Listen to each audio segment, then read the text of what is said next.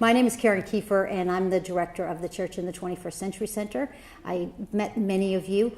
Many of you know that the center is a catalyst and a resource for the renewal of the church. One of the things that we do each semester is invite an Episcopal visitor to come and spend the day with us at Boston College and learn more about the university, and also get a chance for us to talk to the Episcopal visitors and find out about what they're doing and what their needs are.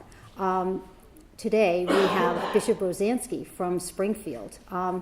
He arrived last night. He blew in and spent the day. We met early and spent some time over at the School of Theology and Ministry with Father Tom Stegman. He sat in on a couple of classes, learned more about the School of Theology and Ministry, and then we whisked him off, and he met with Father Leahy, and then spent some time with some undergraduate students in conversation about their life and what's it like here at Boston College, why they came to Boston College, what they're studying, and a little bit more about their faith life. He celebrated Mass at St. Mary's Chapel at noontime, and then had the opportunity to have lunch with some of our distinguished faculty members from the School of Theology and Ministry and the Theology Department. And then he really didn't get to eat, so I'm sure he's starving because everyone was talking. And then he went on to meet with Father Jack Butler, who's our Vice President for Mission and Ministry. So we welcome him here this evening, and it's just been great. I feel like I'm so incredibly privileged because I get the opportunity to meet with so many people that really grow our church, and that is just a profound honor. Let me tell you a little bit about Bishop Mitchell Rozanski. First of all, he is from Maryland, Baltimore. He's the oldest of 3 sons, and spent much of his time, God bless him, as a parish priest for 20 years. And then he got the call back in 2004, and he was asked to be an auxiliary bishop in the Diocese of Baltimore. And spent a lot of time there, and then got the call to come to Springfield, and got the big call from Pope Francis and asked him to be Bishop of Springfield. And he has been there now for 5 years and is doing amazing things. And I have to say, there's a lot of communication back and forth with these Episcopal visitors, just trying to line up their schedules and trying to figure out what dates work. And so I said to Bishop Rozanski that I spoke to his assistant, Stacy, I don't know, maybe over a dozen times. And every time I talked to her, she said, Bishop Rozanski's out in the parish. And I thought, that's what we need, boots on the ground. So thank you for that. So anyway, tonight's presentation is about today's bishop and encouraging the faithful. And what a beautiful time and a timely event. And we welcome you, and I'm just so incredibly grateful for you to be here this evening. So thank you.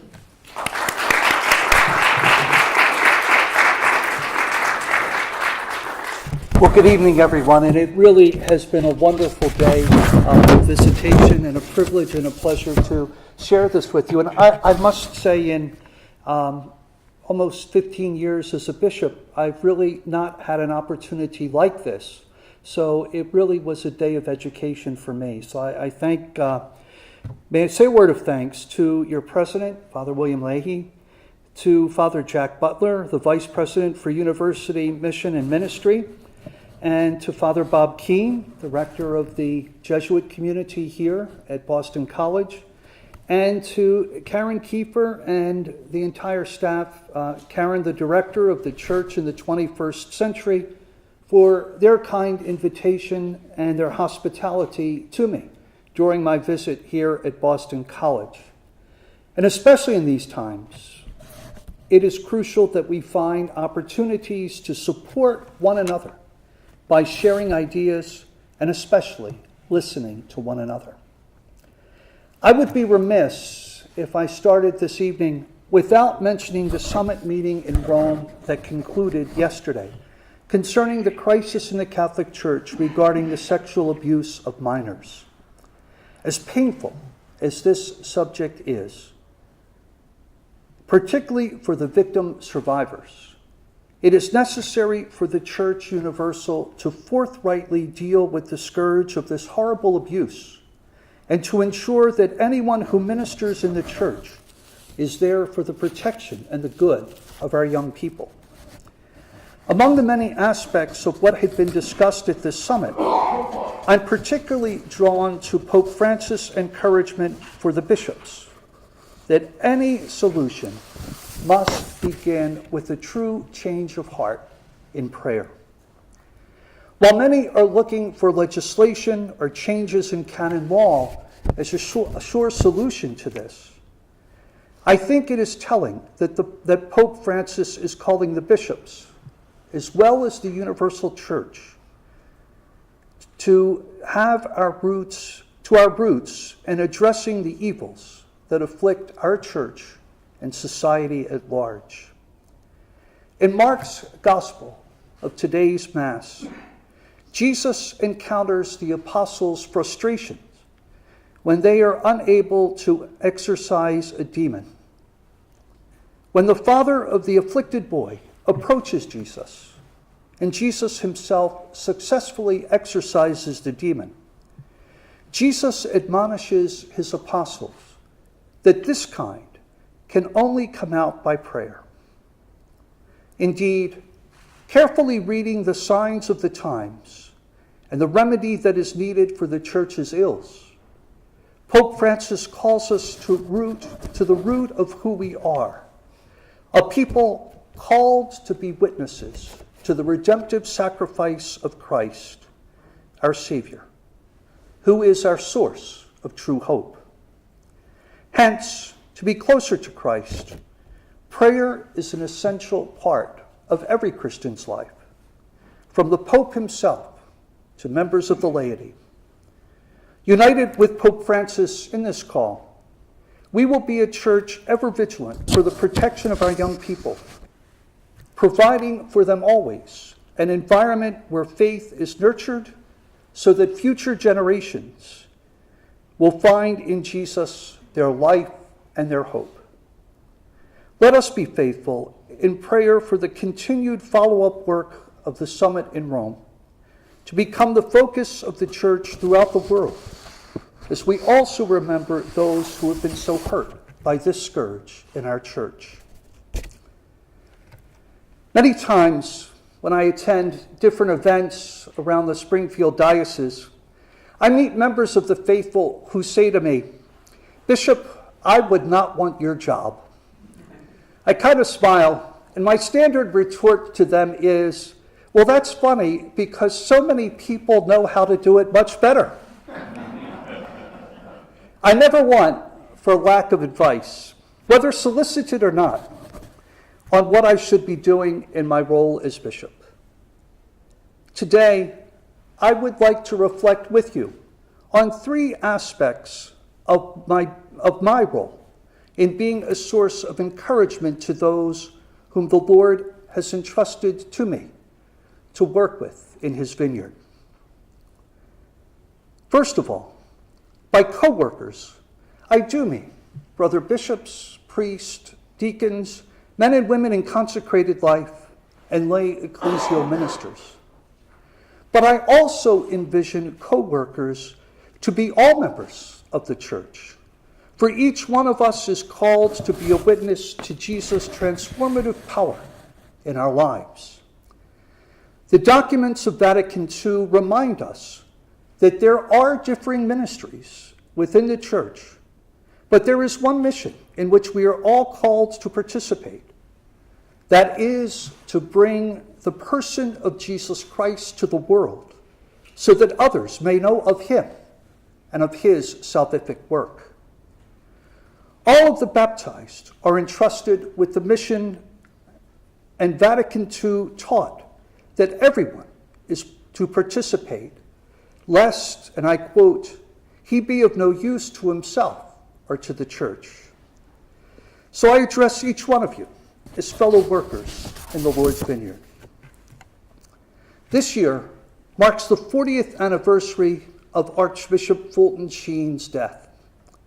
From 1930 until the Lord called him home in December of 1979, Archbishop Sheen was involved in spreading the news of the Catholic faith, first on radio and then on television in the 1950s with his show that was called Life is Worth Living. Some of us who are chronologically enhanced may remember watching him on television. Archbishop Sheen shared an insight that has stuck in my mind for many years, and I quote him: "There are not 100 people in the United States who hate the Catholic Church, but there are millions who hate what they wrongly perceive the Catholic Church to be." Sadly, in our own time, it seems that even Catholics are woefully ignorant of the teachings of the Church and why the Church proclaims what it does. How many times I hear as bishop, "You need to get with the times. You are on the wrong side of history. You tell the Pope to update the Church's teachings." I don't have a direct telephone number to him, but I guess that's whenever I meet him. From all of the hot-button issues, many people feel that the teachings of the Church can be changed to society's whims. Another great Jesuit, the late Carlo Cardinal Martini, himself a scripture scholar as well as the Archbishop of Milan, lamented that today people go merely by their feelings, but not on education, on thought and reflection. If a person feels good or bad about something, that is how the person makes a judgment. But we know that making a judgment is much more than feelings. And especially when it comes to living out the message of the gospel, we cannot be ignorant of the teachings of Christ. One of the most important contributions we can make to the renewal of our church today is to encourage Catholics to learn about our faith, what it means to be a disciple of Jesus Christ based on the teachings of the gospel, and why these teachings exist. I want to focus on a pertinent topic, moral topic, soon to face us again as voters in the state of Massachusetts. Presented as death with dignity, there is again a legislative proposal about to pass physician-assisted suicide. To many, even the title, Death with Dignity, sounds very good. Who would not want to die a dignified death when facing a debilitating disease, to be spared its effects and choose to die before that disease takes its course? And should we not be a compassionate society which allows a person to make this choice? It does sound very plausible. But let's think this through. As Catholics, we believe that life is the most precious gift given by God to us. And as many of us are used to hearing, from conception until natural death. We believe in the beauty of creation of man and woman as a participation in the life of God himself, in whose image we are created. In Nazi Germany, there was a propaganda film entitled I Accuse that presented euthanasia as a means of eliminating those who were judged not to be making a positive contribution to society. It was a propaganda film that kind of was meant to get to the minds and hearts of the German people to soften them up for Nazi policies that would come later. The insidious aspect to this film, and ultimately to physician-assisted suicide as it is presented today, human beings are much more than utilitarian. That is, merely being useful. To reduce our birth to our usefulness demeans who we are and our humanity. We know well today what the Nazi ideology led to: the Holocaust, the Shoah, the murder of 6 million Jewish people, and many, many others who also fell under the Nazi definition of not being useful.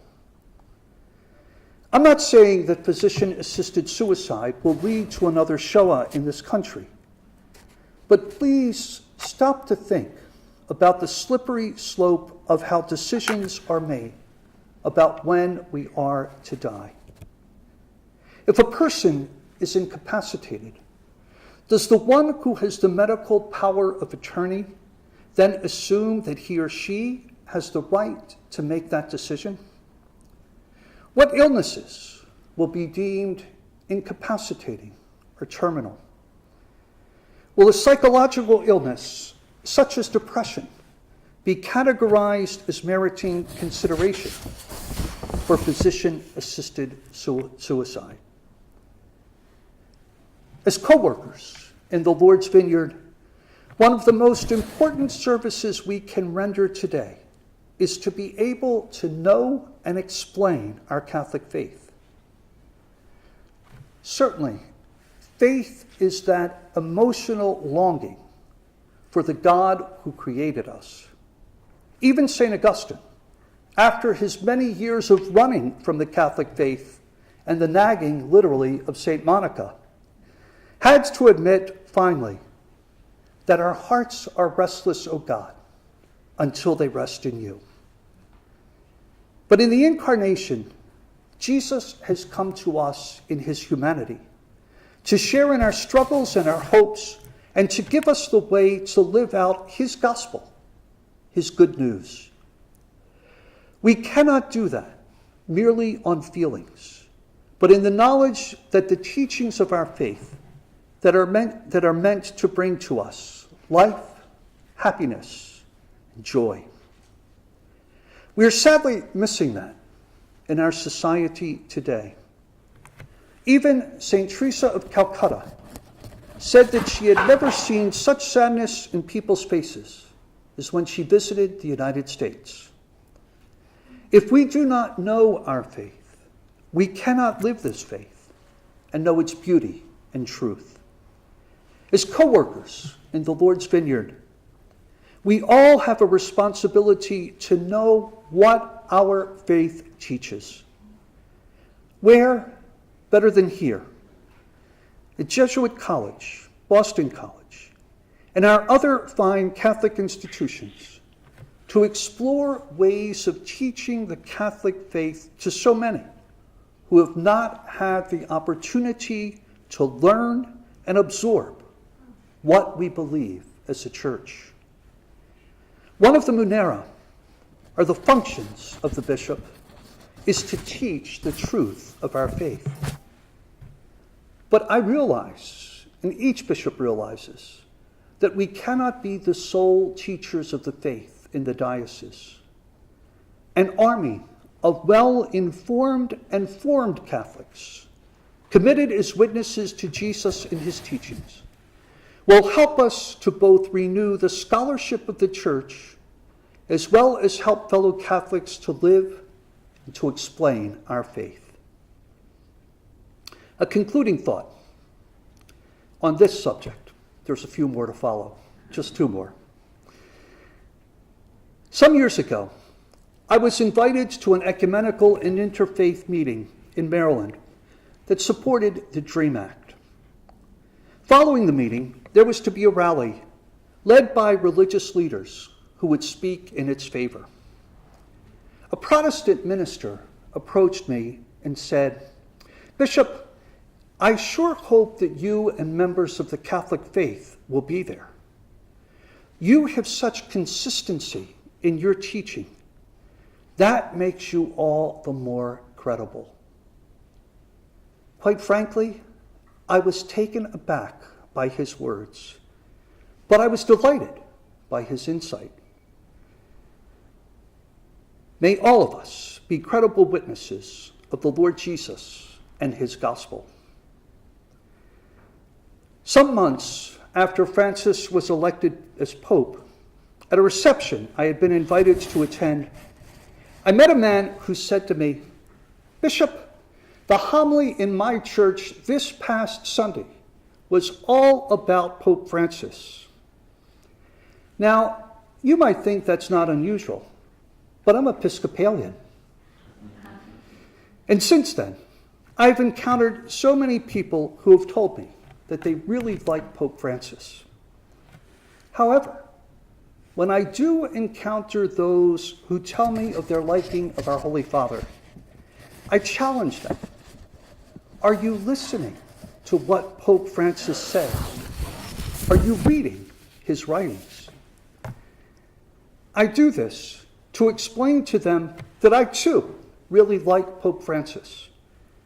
But I do find his teachings to be challenging to me as a Catholic and as a bishop.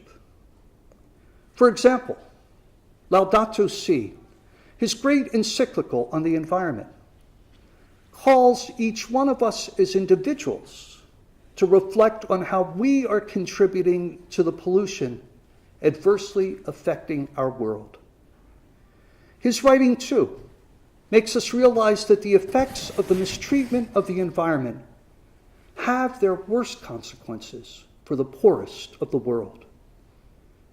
These are stark issues that the Pope puts before us. And the question that he asks does not let us off the hook by letting us blame multinational conglomerates, but insists that we reflect on our role in cherishing the goods of this world. From Evangelii Gaudium to Amoris Laetitia, and in his other speeches and addresses, the Holy Father is not afraid to tell us that living the gospel is difficult in our world today. But it is a responsibility that we cannot shirk. And here too, I believe that the institution of Boston College and other Catholic colleges are fertile ground for inspiring young Catholics. There's a hunger among younger people to be challenged in their lives, to be able to demonstrate that they make a difference in the lives of others, and that there is a connectedness among us. A woman in my diocese shared with me this story. Her parish was well aware of many in the area who had come to the Springfield diocese after the devastating effects of Hurricane Maria. In a creative way, the parish decided to reach out and to help them. They collected clothing and kitchen utensils and supplies and appliances, since they heard that many were still living in hotel rooms months after they had arrived. The parish then displayed all of these items for the taking, but also had a gathering with a meal to bring together the parishioners and those who had been displaced by the storm. The woman asked her husband to help in the efforts of preparation for the event and for the dinner. Her husband, who did not go regularly to Mass, told his wife how much it meant to him to be able to help in the event. His wife then replied to him, "We do this here in this hall because of what we do over there." She pointed to the church. She made him realize the connection. In all of his writings and talks, Pope Francis connects the dots of our faith, our prayer, and our actions. No Catholic institution today can merely be an ivory tower, but a place where faith and action go hand in hand.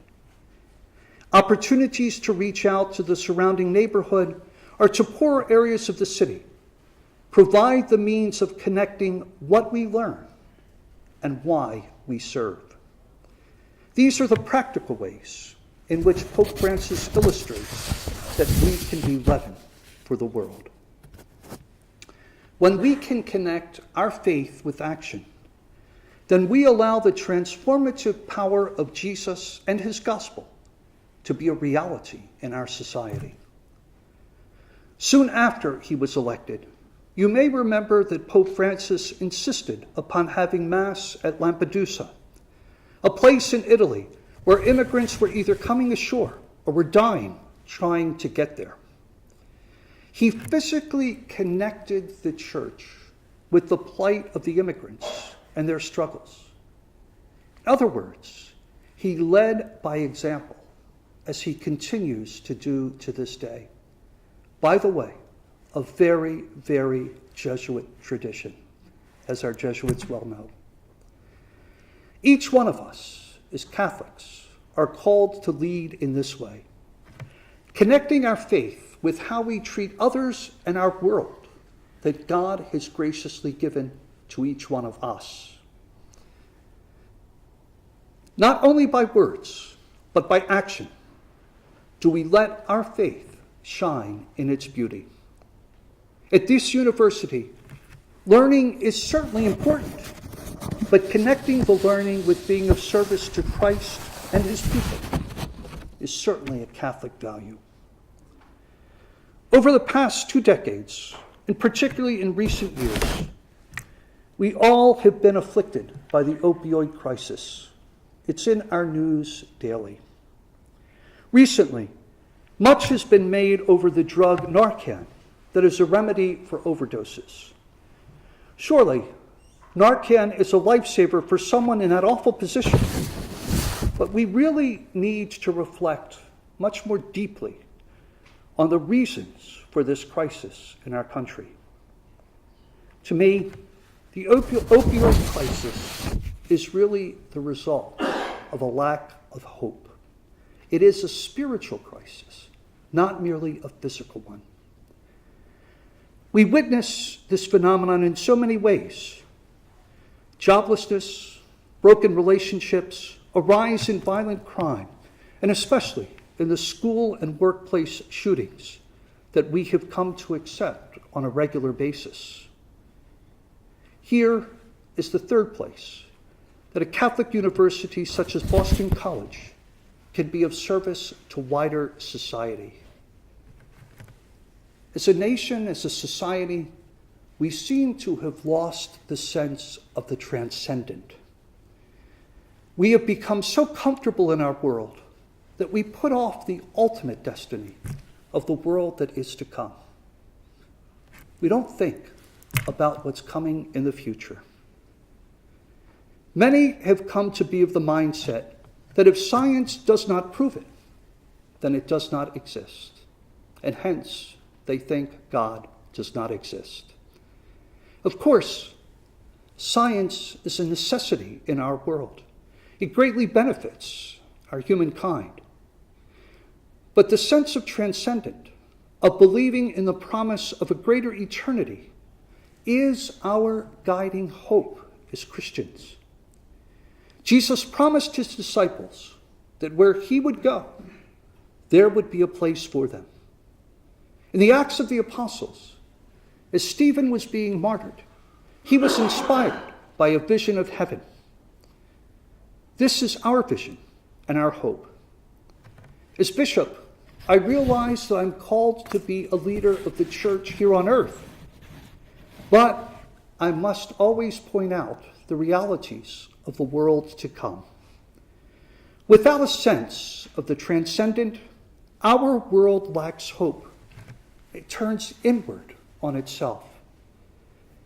How many times in the gospel did Jesus try to turn people to look outward to God's vision instead of their own? He did this with his parables that he told his disciples, with the stories that he related to the Pharisees and those whom he encountered afflicted with illnesses and demons. As bishop, I feel greatly responsible for teaching that after living in this world, no matter for how many years we are here, we hope for a life that is changed, not ended. This is our hope, and this is in our hearts as Catholics, that we will face our just judge, the Lord Jesus Christ. This perspective changes everything for us, helping us to see the crosses of this life in the face of eternity. Let us be encouraged not because of what we have or know in this world, but because of the promise of the next. the world that is to come. At the end of his most extraordinary life, St. John Paul II said that he was ready to go to his Father's house. His great witness was the beauty of suffering, and in that suffering, he had hope. As the Parkinson's disease ravaged his body, he still held on to the hope that his suffering in this world was merely temporary. This spurred him on to complete his service on earth with his hope fixed on entering his Father's home. May we, who are all co-workers in the vineyard of the Lord, never forget that hope that is offered to us. And let us share this joy and promise by the witness of our own lives, rooted firmly in our Lord Jesus Christ. I thank you for being here this evening and for your kind attention. And Karen has let me know that we have time for questions. If anyone would like to, I'm not sure I have the answers, but I'll try the best I can. Thank you.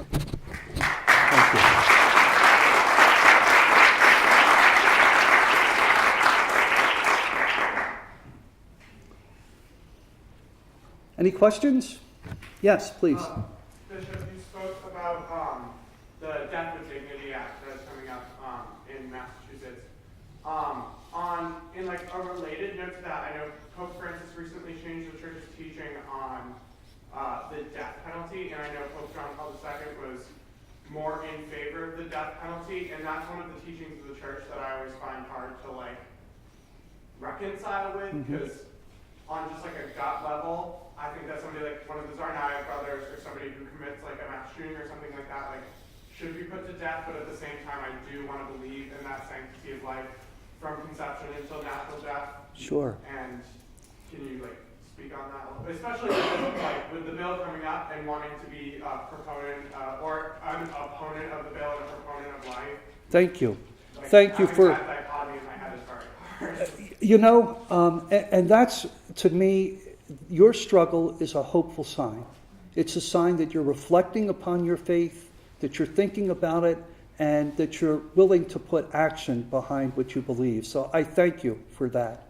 I would say that St. John Paul II did write to leaders in the United States on behalf of some who were being put up for the death penalty. So I would say that he also did oppose it, as did other popes. So Pope Francis continues in a long line of tradition. And I still call Pope Francis the Pope of Connect the Dots, because he just takes every aspect of our faith and he shows how our prayer is related to our action, is related to our faith and our hope. So he's a master at doing that. And he really inherited that tradition that is against the death penalty, and he concretized it. But remember I talked about the minister who said to me that the Catholic faith is so consistent that it's credible in that way? I think that's one more way of bringing credibility, because if we are for the death sentence, how could we be consistent in fighting death with dignity, or physician-assisted suicide? So it's just part of that continuous, Cardinal Bernardine called it the seamless garment of life. It all fits together, and it is all connected. So if we believe in the sanctity and the dignity of life, then even in those places where, our natural human emotions is to take revenge, it shows, our faith shows us a different way. I think some years ago, you may remember this incident, there was a man who went to an Amish schoolhouse in Pennsylvania, and I believe he shot 11 girls, and he killed 5 of them. He himself was married and had 3 children. And the story that really touched my heart was that the Amish people who were affected by it went to his home to see how they could help his widow and his 3 children. I mean, that is true forgiveness. And not only did they say they forgave him in words, but they actually went out to reach out to his family. And that's really forgiveness in action. So, I thought to myself when I read that story, would I be able to do that? I remember on the day of 9/11, all of you were born at that time at least, right? Okay, good. All right, so you could identify with it. I was stationed at a parish, and after the events of 9/11, that afternoon, we got a phone tree together to say that we would have a 7:30 p.m. Mass at the parish for hope and for healing. And of course, gosh, I was to preach the homily. So what homily do you preach, on an event like that? And I got up and talked about what I could and put everything together as best that I could. At the end of the Mass, one lady came out of the church and she said to me, "Father, you forgot to talk about forgiving the terrorist." Well, I felt about this big. But I had to say to her, "Marie, I'm just not there yet. I'm just not there yet." It took a long time to be able to come to that sense of forgiveness. But that's what we're called to. And that's who we are as Catholics and as witnesses to Jesus in the world. Sometimes it's very difficult, as I found out on that night of 9/11. But it's what we're called to be and to do. So I hope that helps a little bit. Thank you. Very good. And thanks for struggling with that question. Anybody else? Bishop, in the United States, there are several states that have no guarantee of a priest penitent privilege. But beyond that, there are now forces that are lobbying that the seal of confession should be violated in the cases of sexual abuse of children. Mm-hmm. My question is, do the American bishops have any coherent or cohesive response to that? And are they concerned about that? Or are they just going to let it play out and see what happens? Thank you. That's a great question. I believe that there was a case in Louisiana where they were thinking of prosecuting a priest because he did not report, but he had heard what he had heard in confession, so under the seal of confession. As bishops, we are monitoring that and speaking out against any legislation because it would totally, to me, rip apart what the sacrament of reconciliation is. That a person has a right to go in to confess to a priest his or her sins with the sure confidence that what he or she says is in absolute confidentiality and protected. So the bishops are monitoring that. Particularly, I remember that incident in Louisiana. I think it happened 2 or 3 years ago, where I'm not sure how far it went, but they were at least thinking of prosecuting the priest. And he had an army of people with him who fought back. But I know that we are mandated reporters if it's told to us in a counseling situation. But in the sacrament of reconciliation, if we violate that, then it destroys the integrity of the sacrament to me. Thank you. Thank you for your presentation. I read about your listening sessions a little bit, and I'm wondering how you see those on the continuum. Listening, apology, and then hope and a path towards rebuilding. Where are we on that continuum? Well, I wanted to have the listening sessions because many who are even regular churchgoers don't understand the Dallas Charter and what it entails. For instance, I still get letters from people who say, "Bishop, you should report each instance of this to the civil authorities." Well, we do report each instance that we receive, not deeming it credible or incredible, but whatever comes in, we report to the DA's office, the respective DA's office. I know that's done here in the Archdiocese of Boston. So those kind of misconceptions or misperceptions, I was hoping that in the listening sessions we could kind of clear them up. What I have found is that there are still so many people who are hurt and angered by the betrayal of what was done. And I can certainly understand that. I really can understand that. But in showing where the church is now, what the church is doing to prevent any type of abuse, and how the church reacts to a report of abuse, I'm hoping that will show our people that we've taken seriously past mistakes and that we're working on them as best as we can.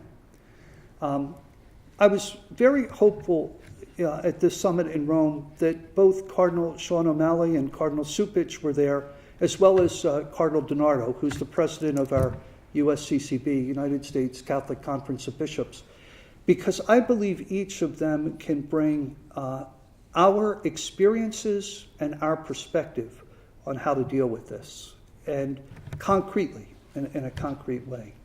So, and I know Cardinal O'Malley, gosh, we were talking earlier with Father Billy, that he has been dealing with this issue almost 3 decades, and he still continues to deal with it. But I'm glad that they brought our American United States experience to that summit. So that's what I'm feeling, that there's still a lot of anger out there amongst our people. There's still a lot of misperception about how we're handling things. And for example, many people took that Pennsylvania grand jury report as happening now. Well, that went back over 70 years, not to make any excuses for it, but certainly we deal with things a lot differently than we did before. Thank you. Okay. Concerning the virtue of hope, do you see any hope for in Catholic education that it's getting so expensive that it's much more difficult for the poor and immigrants to be participating? Any hope of going back to those days where we had priests and nuns and brothers, so that is there any way we can provide a preferential option for the poor in Catholic education, given our problems with the expense? Yes. And I see 2 aspects to your question. First is, can we return to the days when we can depend solely on the sisters, the religious brothers, and the priests who taught in our schools? Well, if we look at the numbers, no, we can't. We can't return to those days. However, there are different creative ways in which we can provide Catholic education as an alternative. So when I think of, as you say, a preferential option for the poor, I think of the Jesuit nativity schools that are around the country that are providing a model like that, where they're co-partnered with businesses. The students also intern at those businesses, so there's a connection between the businesses and the schools. So I think that we won't be at the days where we had every classroom with a sister, a religious sister in it, or a religious brother or priest. But there are different ways in which we can be creative in bringing Catholic education to others. For instance, many of our youth today have their roots in either Central or South American countries. There was a perception there that Catholic education is for the elite, so that when they come here, they don't make that transition, that we're based in a system where Catholic education really took a few generations of immigrants and mainstreamed them into American society. Catholic education was an expectation. So I think if we can look at those different creative ways and models, we can help to fulfill that mission. But it takes the whole church working together. We recall the days when the sisters worked for $1 a day, literally for $1 a day in the school. And that's why many of the religious communities that just taught in schools are in the awful financial positions that they are because the sisters were not paid a just wage. So I don't think we'll return to those days, but I think we can be creative in looking forward to the future and having different models of Catholic schools, different ways of delivering those models that won't make it free again, but that will at least make it affordable. Thank you. Thank you very much.